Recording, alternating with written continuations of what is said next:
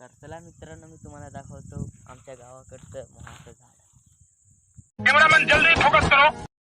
तर मित्रांनो, तुम्ही बघू शकताय असं हे उंच मोहाचं झाड.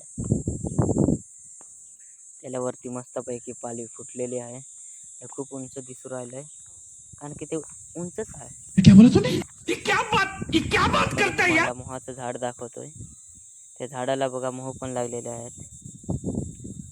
मी ते तुम्हाला झूम करून दाखवतोय. आता तुम्ही बघू शकताय त्याला मोह पण लागलेले आहेत. हे मोह मार्च महिन्यात उन्हाळ्यामध्ये लागतात, मार्च महिन्यात. आणि ते जेव्हा त्यांच्यावरती ऊन पडतो तेव्हा ते पडतात. हे बघा कसे खाल पडलेले आहेत.